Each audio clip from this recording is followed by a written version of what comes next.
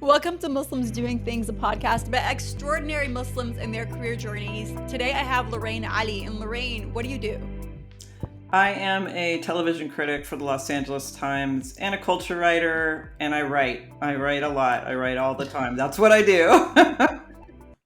And first of all, I'm really excited to talk about where we met, but we'll get to that in a minute because me and Lorraine surprisingly met a decade ago and then ran into each other 4 days ago, but we'll get to that.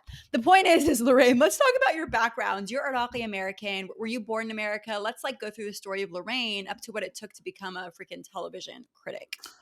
Well, I was actually born in Los Angeles, California. I am a native Angelino. My father is from Baghdad. He came here in the late 1950s, early 1960s. So I grew up kind of between, what do you want to say? Iraqi culture, 70s pop culture, 80s pop culture, the Valley. I grew up in the Valley, as you can probably hear.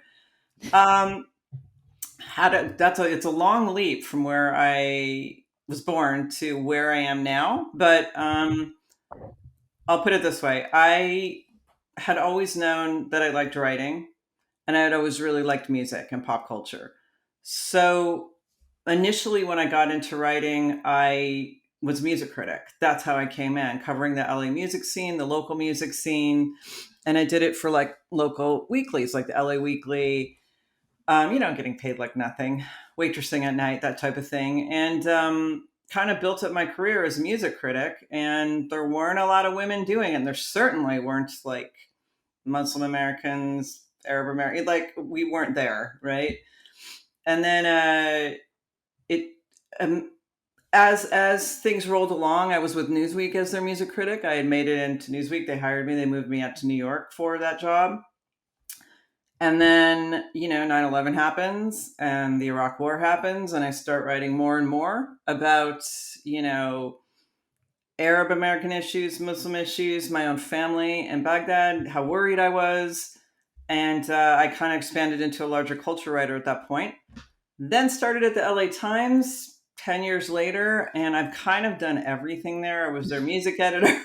I was a culture writer, but now I'm the television critic, and I kind of use television as a filter to cover culture at large.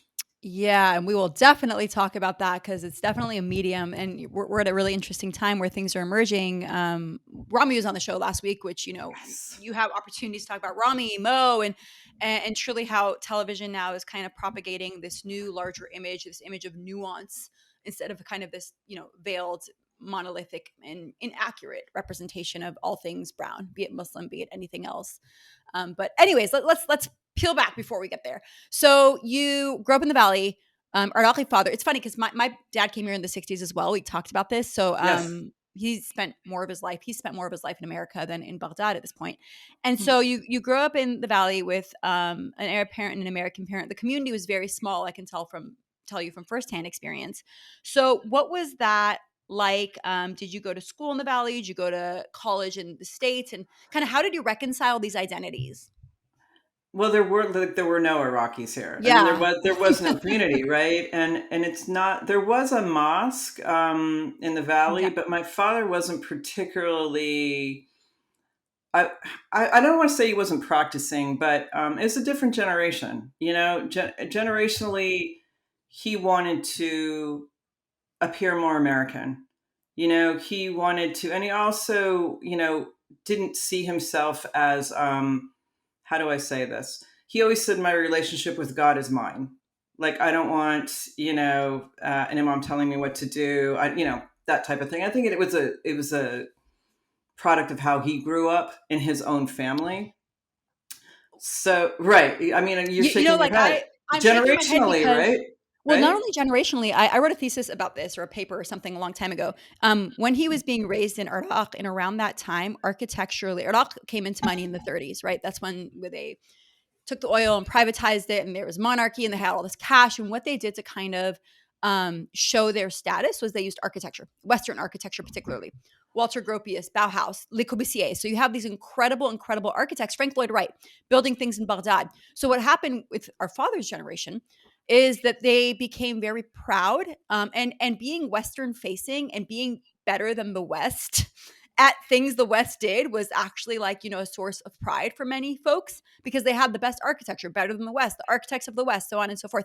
And the way that this actually evolved through the 50s and 60s was it then turned into like pan-Arabism, right? Where they Yep, became very proud in their identities and said, that's we don't right. need your Western culture. We can integrate it into our own culture. But really, this overall Arab identity matters more. The only reason I'm bringing this in as somebody who's never met your father, God rest his soul in peace, is because I think that his form of identity was very different than how we view identity today, which is a form of rebellion. Assimilation was Exactly. a very different, output. It was, Mhm. exactly. I mean, assimilation was totally what he wanted. And there was oftentimes, um, sometimes he wouldn't use his name when he would make his real name, when he would make reservations places, because he was, he knew like about racism, he knew what was going to happen. Plus, there's like, when he, at that time too, there was, you know, the 67 war, and so the idea of Arabs and Muslims was starting to come into, you know oh, they are the other. But back to my, growing up and my dad and all of that. So I grew up mostly in an all Jewish neighborhood in the valley, so it was even more in terms of just like, all the different cultures that we were contending with. And my mother is Anglo. She's a California girl, grew up here, French Canadian roots. So, and she's Christian. So, we had everything going on there. We had the Muslims, the Christians, the Jews, we had everybody. So I don't know, you say like, how did you move between that? Well, what else do you know? Like, that's what I knew. What Right. else do you So know? like, it was normal, on summer vacation to go to Baghdad, You and then, went? You went as a kid? yeah, I did More than because once? Often? we went twice, and it was in the 1970s, as a little kid, and got to see the family and hang out with the family. And we would take, what we would do is we would hang out in Baghdad with the family. And then my dad would get really irritated with them because, it's family. I have like 35 first cousins. It's a crowded little house. And we would drive up to northern Iraq to get away. So we would take that trip all the way up, into the mountains, a big long car ride in a car with no air conditioning in, frickin' July or whatever it was. Um, but yeah, I mean, that's how I knew Baghdad. That's, I didn't grow up there, but it was the place we went on summer vacations to see my family. And, it was, that's how I knew it. That's how I thought of it. And then we would have relatives come over once in a while. He was the only one who came to the US, so he was it.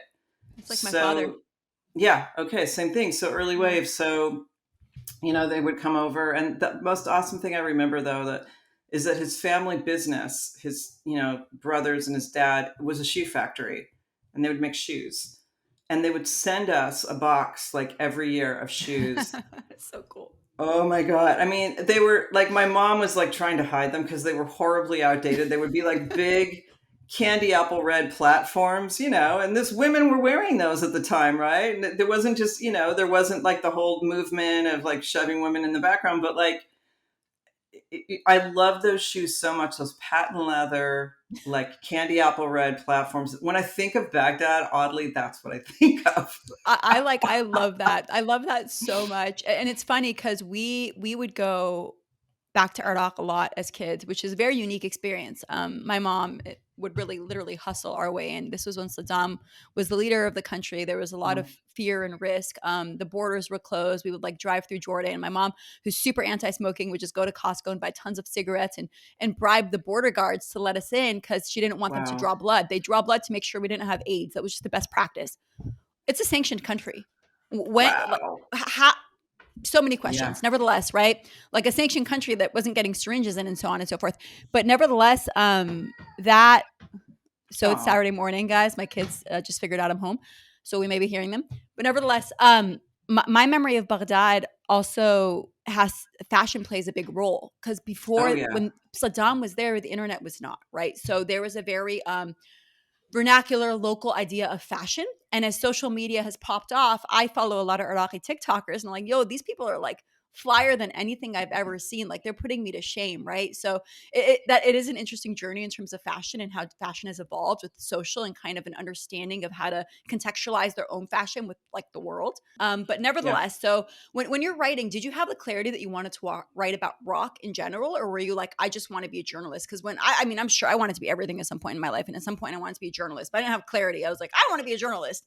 My parents were like, cool, okay, tell us how you plan to do that. Yeah, that's funny. Yeah, because like I didn't really think I want to be a journalist. I knew that I loved music a lot, and I knew the local club scene really well, and the local music scene really well, and it always resonated with me. Even when I was a little kid. I mean, it just was what I felt. And then I knew that I love writing. So I put the two together, and it's almost like, it's hard to explain, but it was like it was naturally happening. It wasn't like from the time I was a kid, I knew I wanted to be a journalist. It was like when I put the two together and they let me publish, something at the LA Weekly, I was like, oh, this is cool. Like, I like doing this. I can express myself this way. Um, and I think music is also, in a certain way, it's all up to interpretation. It's very non-literal, and I really love that as well. So, yeah, I don't know. It's funny. People ask me that all the time, and I just did not. I guess somewhere deep in me, maybe it was in there, but I didn't really consciously think I want to be a music critic. I want to be a journalist. I just followed that path, but I pushed like a, I can't say that word on here, but I pushed and pushed and pushed. I mean, the one thing was like, I was like determined to get my voice out there. It was more about my voice and my perspective than it was about becoming a journalist. It's so interesting you bring that up because as I was going through in my head the motions of becoming somebody who covers music, I was like, okay, you could probably be somebody who's very good at music, who's like, okay, they have particular skill, or you could be somebody who infuses culture into it. What was your journey, and at what point did you realize the power you had, and how did you manifest that? I think, when I had started with the smaller publications, writing for free, it was not about, I don't think that I felt I had much power. It was more about my passion for it, my love for it. But I think once I started getting published in, outlets like Rolling Stone and Spin, and then people would start to talk to me about, I want to argue this point about, what you wrote about whatever Wu-Tang Clan, or, what you wrote about Pearl Jam or whoever it was. And then often in those circles, it was guys. And they would almost always, especially, South by Southwest, when I would go to those festivals and stuff, I would be the only girl standing there unless somebody's girlfriend was there. And I remember, one particular time, everybody like talking about something in a circle and literally like squeezing me out of the circle. And I was just like, boom, I just came in and I'm like, yeah, in that cover story I wrote for Rolling Stone, this is what I said. And you could feel like, whoa. And then I thought, wow, okay. So now, now I realize like what I'm doing actually,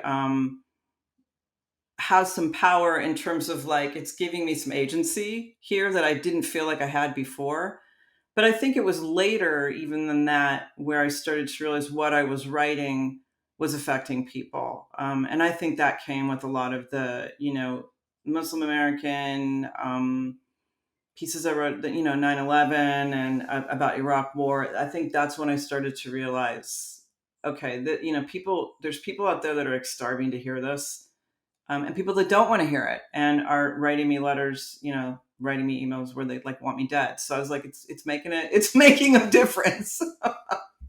And it's so fascinating because to be a critic, you have to have a perspective. To have perspective, there's not obviously, there could be like, a positive point of view and a negative point of view. Um, and how did you, first of all, is there anything that you wrote where you were like, ooh, maybe I missed the mark on that? Like, I wish I walked that back. Maybe that was a little bit too forward. Or how do you deal with regret is my question, or do you have it? When you have to be the person who sets the tone on something. Um, it's interesting. I'll obsess about something that I've written, and I'll think about it, and I'll be like, I could have put this in there or that in there, but overall big regret, no. And it's funny that you would think that would come with it. There's very few pieces where I really like regret. And oddly enough, they're like little reviews. They're like or it's a review of something where I just totally didn't get it. Like Watchmen, I just didn't get that series when it came out. I was just like, what is going on? I was completely confused. And then going way back, one of my early reviews of the Breeders album, I was like, oh, this isn't very good. And I remember having a conversation with Jonathan Golden. He's like, what's wrong with you? And I'm like, what do you mean? And now I'm like, oh, yeah, I missed the mark on that one. Here it is though. Like, my opinion and how I feel about things changes, right? Like it changes, and particularly with music, but also television. I mean, those type of things, are fluid to me. So I don't feel like I made the wrong call at the time. That's Right. how I felt. But later, and things that I've written that are more what people would consider politically charged or hot button topics, um, you know, I don't have regret about that, but there were times when I got such pushback and then I was not backed by the publication I was at that I started to think, am I doing something wrong? I really, I had a year and a half where I really was like, what am I pushing this too far in the wrong direction? And I was losing work. I lost a job. There was a lot of things going on, and I didn't have the support of that publication at the time. And it made me really question, like, am I on the right track here? And should I just shut down what I think? Have my opinions brought me too far over an edge? It's so fascinating because you're paid for your opinion, right? Like you are Yep. effectively, you are the ultimate influencer. You are paid to influence, Yep. right? Yep. Like Yep. so would you, in terms of these really big moments, um what is like a sphere of writing? I know you talked about identity. Was that one of those moments where you stopped and said, am I on the right track? Have I pushed this too far? Like, can you walk us through one of those moments where you maybe wondered if you went too far and then realized, no, you were probably just ahead of the curve? Well, there's been a lot of those.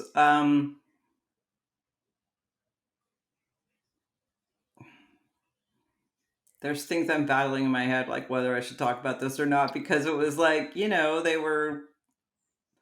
were things that happened that very early on, before people were getting doxxed, before there was armies of trolls on social media. It was the very beginning of that, right? And I wrote a piece about Ayaan Hirsi Ali and the embracing her. And I think she had written the book. What was it called? Infidel? I can't remember. But I had reviewed that book and I found it like incredibly insulting. Do you know much about her? I sure do, yeah. Okay. So I found it incredibly insulting, and nobody was really talking about that. It was just like a given that she was a poster child for, how bad, Islam is, and nobody would question it. And so I reviewed it, and I also kind of interviewed her, and I said that I was like, this is, biased. It's not. It's. I basically said that. And this was Newsweek, and I wrote it in Newsweek, and I got a ton of the organized Islamophobes. I realized then there was an organized effort of Islamophobes across campuses, whatever it is, kicking back the media. It flipped the switch, and they went into action. Um, and I didn't get backup for my publication, so that's when I thought, hmm, you know, um, I'm sorry, I forgot what the question was, but that's when I thought, oh, okay, like You maybe I didn't do this right. you went too far. You know, it's But I fascinating. didn't. I look at it now and I'm No, like, you nobody did else. the yes. Exactly. Yeah, Okay, you thank did the you. right thing. And I was like, Yes, but so you I have got, validation in 2022 for me. That thank was you. really But that work was fed deeply into the Orientalist narrative, yeah, but the and we didn't have the community, counter work. no, but I did not also have a lot of backing from the community. It was silent. Everybody was scared. It was like a really horrifying, scary time. And I did not have the backing of the community. I felt so alone. And I don't know how else to put this, but it was like, you know, I am doing what I know is right, and I don't have a choice to say something else. It's not in my head, I don't have a choice to say something else. As a person who has gotten forward with their opinion, whose work is that, this is what I have to say. And so, yeah, it felt like going it alone for a long time. And now it's fantastic when I hear, especially younger journalists coming up to me who are, Mina or whatever they are saying, "Oh my God, you're the OG." I'm like, "Oh my God, I'm old, but thank you." No, Thank you. definitely resonates. I've talked about this in a few other episodes. How like the narrative of Muslim Americans has shifted, right? Like 2000s to 2010s was like we are not terrorists. That's all we have to say. We have nothing else to add aside from we are not terrorists. And I think that was also the time when you saw, and I don't think I've discussed this, but as I think through it, that's when we kind of reflected that politically. And so people, when Muslims started voting, and there was kind of a push to vote, it was to vote Republican, to vote for Yeah, George Bush, right? And like to kind of just really prove that we're one of you. And in 2010, it was like, oh no, like we're really good people. The imperfect Muslim was not a concept, and that evolved to like we're also beautiful and we can sell things. And now we're in this era of like, hey, dude, you're the OG. Like you called things out when we were talking about how we needed to like vote for George Bush to like right the wrongs in the Middle East because we were so American, and you're either with us or against us, and we're clearly with you. You being this like effectively larger Orientalist narrative. right. So first of all, hats off. If I was on social at that point, I would have definitely, been all for you. But though I'm a decade or however long late, yes, well done. Um, and so to kind of pull back to the tactical, you're writing pieces, you're doing it for free. You start getting paid probably a little bit, and then do you like get picked? How does that work? Like, do you get picked up by? Was Newsweek your first like full time job? Newsweek was my first staff job. It was like waitressing was staff job and then Newsweek. And in between was a ton of freelance. So I had started working my way up, like sending out like all my clips and basically the reviews I had done, for free to Spin, to Rolling Stone, to Option Magazine at the time, which was, alternative. It was alternative music magazine when there really was an indie music scene. That's kind of how I came up in that. And I think really what happened is it was at a time when there was a lot of women coming up in the indie scene, whether it was Bikini Kill, Hole, whoever it was, Alanis Morissette, Liz Phair, and there weren't a lot of women writing. And so the LA Times came to me at that time, Robert Hilburn, and brought me on as somebody that started writing regularly for them. And that was really kind of like my first big mainstream breakthrough. And it wasn't on staff. I was just a regular writer for them. So I did cut my teeth kind of at the LA Times. And I remember writing about like Snoop and all this stuff that was very 90s. But I was into it, and, some of the people too, I knew like coming up in the LA scene, like I knew Perry Farrell, I knew Jane's Addiction, like I hung out with them. Like I knew people that, were kind of precursors to this scene. So I had deep knowledge of it already. So yeah, I mean, I just kept, I wrote like crazy for the LA Times. I did tons of live reviews. For Option, I interviewed Nirvana. I've interviewed like many people now that people are like, oh my God, you got them. But I interviewed Pearl Jam, which was impossible to get interviews with them. That was a little later, but, um, you know, so many, Suge Knight. I interviewed so many people at that point, and Salt and Pepper. It was like it was fun. It was great, and it was just like it was really nice because you'd walk in the room, especially with the women. They're like, "Oh, thank you, my God, there's like another woman here." And then with the guys, I just remember like, depending on who the band was, just like walking in and just wearing super baggy clothes, no makeup, pulling my hair back. I'm like, I'm good because often you're the only girl in the room except for whoever groupies are, or whatever you want to call them, and like just having to just I'm overdoing it in a way of like, okay, but yeah. So then I freelanced for a while and I built up my reputation and built up my reputation, and I became a columnist at Mademoiselle. And that's actually where I wrote one of my first pieces about being Muslim and Arab, because I was talking about it was before 9/11, but I was, things were ramping up. It was, there had been the Oklahoma City bombing and people had blamed that on Muslims really early on and Arabs. And of course it was not, right? So, um, you know, I'd started kind of writing some things like that, but just built up, all my music writing. And then the Newsweek critic job came up, the staff job in New York, and I threw in for it and I got it. And they moved me out there. I think it was 2000 or 2001. It was right before 9/11. And yeah, and I lived in New York, did that job. And I was in New York during 9/11. Actually, I was in Cairo on 9/11, but that's a whole other story. That was crazy. But yes, so that's how I ended up at Newsweek. Was that a super long answer? No, it's perfect. It's perfect because I mean, so you're writing all these pieces. You end up at Newsweek. You're clearly very good at getting in front of artists. You're clearly very good at like getting them to tell you cool things, and people want to read what you write. And at Newsweek, do you effectively cover music for the next decade before you move to the LA Times? I start out with music, and I do that for quite a while. I got Jay-Z, which was like one of my favorite interviews. Um, and then I started writing more about larger cultural things, whether it was, I remember writing about this kind of religious right movement of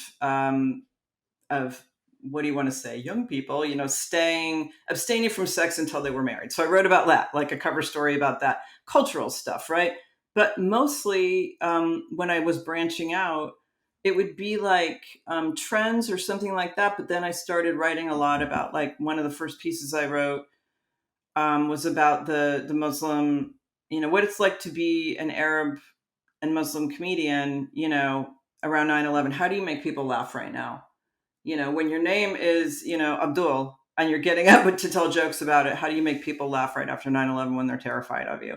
That was one of the first pieces. So yeah, I started branching out more like that. And then by the end of Newsweek, I was writing culture stuff widely. So then I was writing more about culture by the time I got to the LA Times. So when I say culture, it's anything really. It's really hard. Like, I write about media, how media Yeah. covers things, wrote about the rise of Al Jazeera.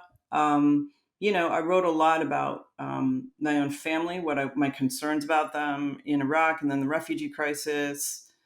But then I would also write, like writing pieces about the power of music psychologically, Mhm. things like that. I would just kind of do all sorts of different things. And there was a lot of freelancing in that time period. Yeah. I wrote for the New York Times, GQ, Yeah. um, and did a ton of hits on television, like all the VH1, whatever those VH1 things were, like where they would interview you about the history of music. I did a lot of Do those. you pretty much get passes to anything in that position? Are you like, hey, Jay-Z's in town and somebody gets you a pass? Is that how that works? I'm curious.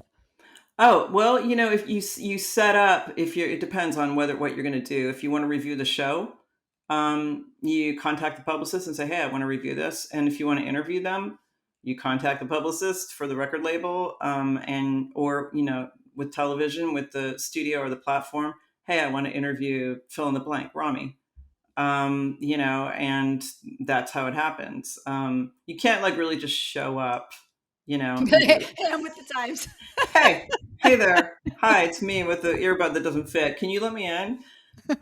So yeah, no, you kind of have, but after a while they get to know who you are. And if they know to trust, that you're going to do, that's another thing. Like, you have to be on the up and up, because I've seen so many people come into journalism and like sort of abuse that in a way, or not, or say they're doing one thing and do another, and they don't last very long, because you do have to keep these relationships. Doesn't mean you have to do what they want you to do, but you do have to like be solid and stick to your word. And produce, right? Like at the end of it, you have to produce work that reflects the experience, right? And like, Hell yeah. so that's and so by the time that you're there, at what point did you move to the LA Times? Around what year was that? I think it was 2011. Right around when we found each other on Twitter. Yes, it would be. That would be exactly. Yes, it would be. So in 2011, I don't think the listeners, I don't know if I've ever talked about this on the pod, funny enough, because it was a really important thing at the time. But I started TEDx Baghdad when there was like this big rise of TED with a few people. Me and Lorraine somehow got connected. She's like, I'm Iraqi and I want to go to TEDx Baghdad. And I was like, sure. And facilitated for her to go to Baghdad. That was amazing, and was just like a seriously like a life-changing trip. So thank you 5,000 times, because And we didn't even talk about this till I ran into her 4 days ago because we haven't seen each other for a decade. So it was awesome. But I'd love to kind of spend a minute just talking about that. Then we can actually, like, I don't know why I'm centering your story around me, but I thought it was really interesting when we talked about go for it. This is your show. so, Yeah. so I'm curious, like, tell me about that trip to Iraq. Because at this point, so you went to Iraq as a kid, you're doing all this like music writing, but in reality, you're talking about like Hirsi's book and being a Muslim and how the representation, maybe varies and whatever. And then you actually get an opportunity to go back home for this like piece of your identity that you maybe haven't had the opportunity to like physically feel for decades. Yeah. I mean, because our situation in my family was, once my father died, we had lost a lot of contact, most contact with that side of the family, because as you were talking about, it's Saddam's Iraq at that point, right? So, you know, by the time the war rolled around, we didn't know where anybody was. And, we had lost most contact with everybody. And so, I had spent years and using Newsweek's resources to find them again. And that was part of my journey of like, Huh. yeah. And so I started, like, I would travel to Jordan because somebody had gotten out and gotten to Jordan, Huh. a cousin. I traveled to, I went to Syria, the Emirates. I just started going over to, because I wanted to reconnect with them. Because I felt like, for both of us, it's an identity thing for me, but also for them, because like they're the place they've lived their entire lives is obliterated, right? And so it was important for me to do this. And also, I just had my son, in 2003, and I'm like, I want him to know where he comes from. I want him to know his relatives. And so it was really important to connect that way. So by the time TEDx Baghdad rolls around, I have two uncles that are still alive, right? The one I have seen, who had gotten to Jordan and to Syria for medical stuff, and he'd gotten out of Baghdad. The other one's in Baghdad, and this is my dad's youngest brother. And I have not seen him since I was a little kid. And I would really, really, he was my father's favorite. He was the baby of the family. And so, and I remember him coming to the US a couple times. He speaks no English, and just hanging out with him and having conversations. My Arabic's terrible, and not knowing at all what each other were saying, but, like totally knowing what we were saying. So by the time TEDx Baghdad rolls around and you get me over there, thank you. I Yes, I wanted to be there for the conference. Fantastic. But we were staying in what was the green zone, the international zone. That's where they put us for safety. And, it was so frustrating because I kept trying to get in touch with my uncle and with my cousin who lived with him to see him. And he lived outside of the green zone. And trying to get out of the green, they couldn't get in. And then me trying to get out, it took me, I think we were there for like 10 days. It took me like 6 days to orchestrate it so I could get out of the green zone and see him. And how we did it is there was a trip that they were bringing all of us to, to some fancy restaurant club outside the green zone. And it was super armed. We had, a whole envoy of armed cars around us and, bringing us to this fancy restaurant, right? Because as you know, or maybe you don't, I don't know, people out there, the disparity in Iraq and, Baghdad, like tons of money, put into a $3 million club and then no electricity, and no plumbing down the street and the potholes in the road. That's what it's like. It's corruption, at its worst.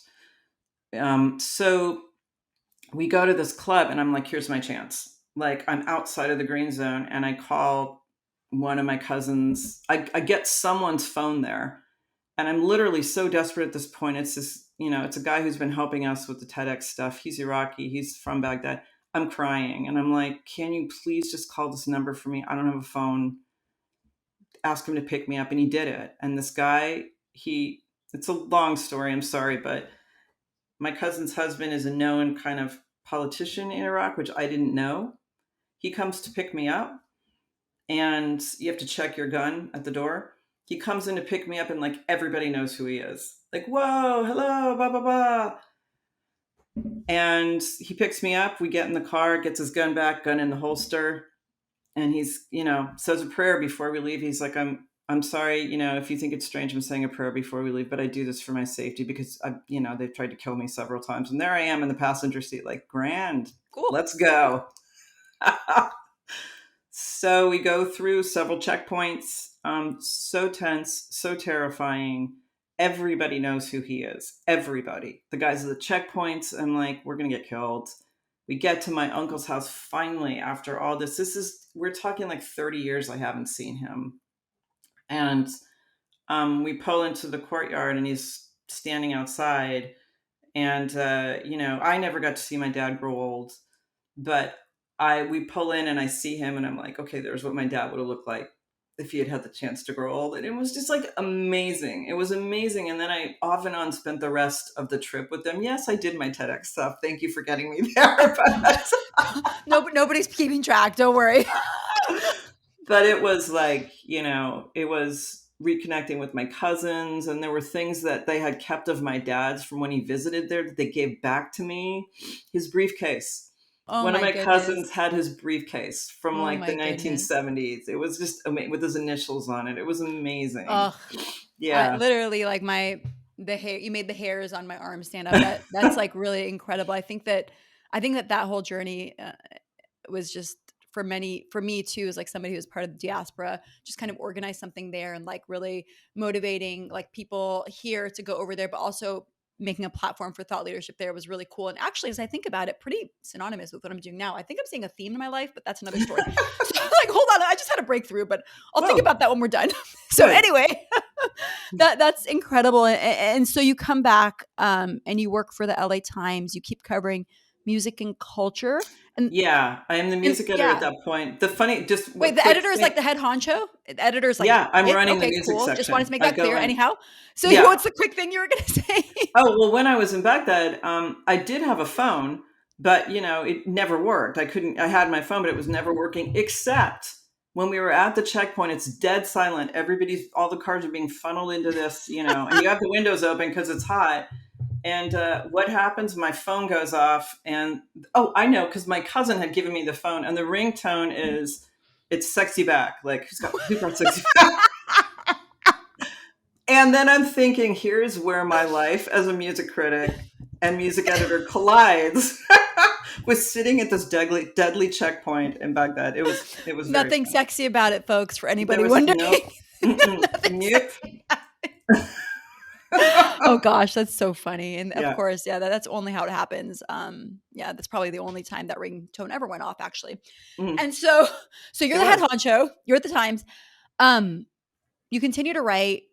What's the transition from that to television? Was it something you sought after, or were they like, okay, this woman's talking about music, but actually she's talking about culture. We need somebody who's able to be this strategic and analytical at a societal level. When we talk about TV, she's our girl. The second part of that, yes, that when they came to me to be the television critic because of those very things, because Mhm. my scope is wide, and because I don't believe anything happens inside of a vacuum. Films, music, television, politics, media, nothing happens in a vacuum. It's all connected. So I've always written like that. And in between, I'd come in as music editor, and then I moved over to writing. And when I moved over to writing, it wasn't just music, it was about everything.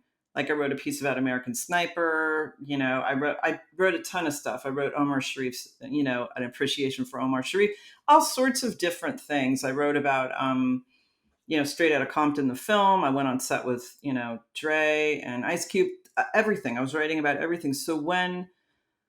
But I also particularly was able to tackle politics and, the feeling culturally of what was going on in whatever I was writing about. And they wanted somebody that could do that with television, particularly given where we were headed. Trump had not been elected yet, but it was clear, the media and entertainment was playing a larger and larger role, whether you're looking at Stephen Colbert or whoever it is.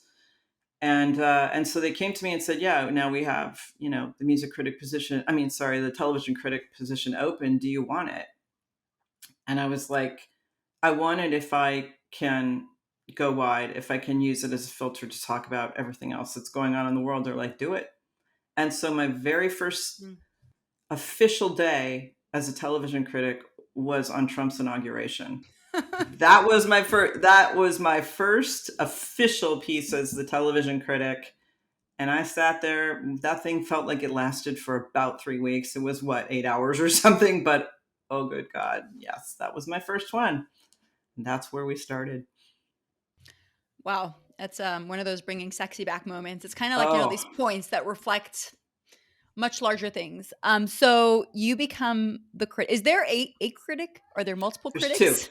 There's There are two two television critics. critics. Robert Lloyd is the other critic, and he's fantastic. I love him. We work really well together. Our tastes are so different, and our conversations about who covers what are pretty funny. Do you ever pulse check against each other? You're like, this kind of sucks. Do you agree? And he's like, yeah. And you're like, okay, cool. I'm going to publish this piece. Oh, yeah, definitely. Or the funny thing is like often like if there's something that's like a romance thing, like a fun romance, it's like I can't stand those, and he'll do it. But if there's something like it's incredibly violent, I mean, I'm like, yeah, let me in, so it's pretty funny. But yeah, I mean, we constantly have conversations about, and he's got a great dry wit. So he's fantastic. Yeah. He's been great. He's been great to work with. Yeah. No, that's wonderful to have that relationship before the whole world hears what you have to say. So you step into this role, Donald Trump is president, and this is when the tides start to shift. I will tell you distinctly, I fly a lot. I've always flown a lot for my career. Before Donald Trump was president, no matter what, whenever I was in an airport terminal, CNN was on. And the amount of coverage on just like terrorism, capital T terrorism, which effectively means like any, just so many things. They would just cover anything around Muslims in a particular light or the East in a particular light. Shifted literally the day that he was elected. It shifted to more focus on whether it's like local terrorism in America or other things. But like I literally saw the tides fully shift. And Mm. that was the moment that suddenly you're in the spotlight and you're accountable to talk about TV and how it relates to culture. So I'm curious in terms of your perspective on how you've seen things shift. I also am curious to know of all of it, kind of what your favorite thing to write about has been, and how you measure success in this journey. Um, I mean, the way in terms of just like shifting what I'm writing, I became a lot more interested in covering what was going on in Washington, in terms of how television was covering that or reflecting it. Whether you're talking about Veep or whether you're talking about how, three different major news cable platforms, how Fox is covering it as opposed to CNN or MSNBC. I started looking a lot at that, and also how Trump was using television to, really look, what was he? He was, a reality show host. So what better or worse time to be a television critic than right then, right? So I did a lot of that. I talked a lot about his work as a showman and his use of television and media, and how the media giving him more power or less power, or should we cover him or not cover him the way all those questions, and those there were ample opportunities. When the Muslim ban happened, I wrote about that, but from a personal level, because I had who I call my nephew. He's my first cousin's son. He got locked out, and he was the only, Iraqi that had gotten here after my dad, and he got locked out when he was trying to go back to school. And I wrote a whole piece about it, and I got our video team down to the airport, and he got in. But the LA Times were great about covering it and let me write about it. I also wrote about bringing him to his first concert. He's a huge heavy metal fan, and I brought him to Coachella when Guns N' Roses opened, and it was his first show, and I wrote about it. Oh my God, it was so fantastic. Um, so yeah, I mean, I kind of got lost in there, but I've written. I don't know, as I move forward, I've just thankfully to the LA Times, whether because they were a mess at times or because they were under it went through so many different iterations of ownership. A lot of times there just wasn't a lot of oversight, and I was able to kind of write what I wanted to write, and I just went really sort of wide with it. But you were asking about some of the favorite shows, or what were you? I'm Just your sorry. favorite pieces, like, when you look back, I'm sure that Coachella piece with Oh, your nephew, but that what are those moments Coachella where you look piece. back and when we talk about the biography of Lorraine, these are the pieces that we will Okay. highlight? One of my favorites was way back when, and it was for a magazine nobody remembers called Raygun. And it was about Palestinian rappers and Palestinian American rappers in Ramallah. Like they would spend their summer in Ramallah. And it was right before the Second Intifada happened. I went over there to do, because Reagan had said, "We want you to write for us. What do you want to do?" I'm like, "I want to write about Palestinian American rappers on the West Bank, because they're taking this form of music of a disenfranchised population, basically pushing back against, oppression, hip hop, and they're applying it to the way that they or their families are being treated and are living in the West Bank." So I went and did that piece, and I found these kids. I followed them, or I didn't even know that there was a story there. I'd heard there was. I found them when I was on the ground. I did that story. It got published, and then it made it into, I didn't know that anybody really read it when it was in Raygun, but then it made it into the Da Capo Best Music Writing for that year. Nick Hornby had picked it to be in there, and so it's forever in the Da Capo Best Music Writing book. And that's one of I love that piece. I love the piece about bringing Abdullah to Coachella, the Guns N' Roses piece. I love my Jay-Z interview with Newsweek. It's not very long, but I loved that, doing that.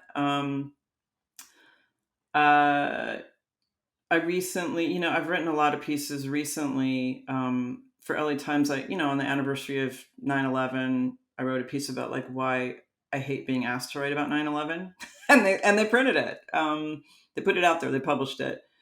So that, oh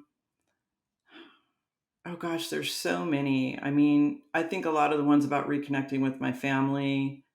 Um, and then some things are actually appearances on like radio and television where I talked about certain things. I actually cried on NPR about my uncle dying. One of my uncles dying. I cried on NPR when I was talking just about the experience of him dying, him fleeing Iraq, dying in Syria, and them trying to get his body back into Iraq to bury him in Najaf. It was just, yeah. It's not one of my favorite times, but it's marks a really huge moment in my career. There's so many times. I mean, I loved hanging out with Nirvana and Courtney Love. All of that. I love doing that Straight Outta Compton piece on the set where they recreated LA in the 1980s. And I got to sit with, Ice Cube and Dre while we're talking about it. and watching it recreate. So I love that piece. There's so many. This is a hard question. How much time you got? Honestly, it's been one of my favorite answers. I'm just kind of living through your experiences, and it's fantastic to know kind of it's impossible to calculate because I talked about how you measure success, but if I think about culture being filtered through the lens of a woman, an Iraqi woman, a Muslim American woman, somebody who has these perspectives, and effectively that being the lens that ends up imprinting so many people, can't calculate it, but that's effectively what's happening, right? Which is like very cool. Like you are the OG influencer, truly. Um, and I have two questions. The first is what's next for Lorraine? And the second is where can people find you to be influenced by you and keep up with your journey? Well, thank you for saying that about success. That just like means the world to me. I mean, my own idea of success, I guess, is just feeling clean about what you're doing Hmm. and making a living Hmm. with it and it making an impact, trying to make things better. I mean, really, honestly, that to me is success. And I feel sometimes I achieve it, sometimes I don't. And you know what? I'm gonna just quickly pause, like in response to Yeah. your hearsay piece, like just the idea of me being a young girl who had a stereotypes are the easiest way to make a prediction about somebody's behavior when you've never met somebody of that type. When that was the dominant media, pieces like yours that countered that created a counter for women like me who'd walk into the grocery store. I actually have this great story of my mom going into like a supermarket and somebody literally looking at her and being like, who's going to hire you with that on? And my mom handed her a business card and was like, I'm actually looking for a secretary. Right. So like moments like that, like, if you're not as outspoken as my mother, and the lady came back and apologized, but if you're not as outspoken as my mother, or if to kind of create a counter narrative to the stereotype, like those are the intangibles that I'm talking about, and that's only for one particular piece. I don't have Abdullah's perspective as somebody fresh out of Iraq who, as a man and Muslim from Iraq, probably has his own set of stereotypes he's dealing with, Yeah. regardless of the fact that he's probably brilliant and really just likes heavy metal. But anyhow, I apologize for cutting you off. Continue. No, and another piece actually, I just want to go back to, I'm sorry, and I will wrap this up in a second. No, I don't want to wrap this up. I'm mindful of your time because I sent you an invite, but I'll keep you here all morning if I can. I did a piece for the New York Times about two sisters who wear niqab and in New Mexico, and I followed them around for like a week, and I just wrote about what it was like to move around and live in America in an American city when you wear niqab, and that was all that piece was about. And I say that was all that piece was about, so like it's like a small. Oh my gosh, that was quite amazing. And those sisters were just phenomenal. And that piece really, I felt like shifted something in me too about understanding their world and understanding, how because they're American born, raised here like me, totally different, experience. And of course, I know that as Muslims, Arabs, whoever we are, of course, everybody has an individual journey, but I think I learned a lot from that as well. And I love that piece. What is next for me? Wow, about 700 pieces that I'm on deadline for right now. Like There's tomorrow. that. Yeah, like tomorrow. Pushing my son out there into the world as a productive human being. And he's, going into college right now, so I'm doing that. I'm thinking about adopting another pit bull.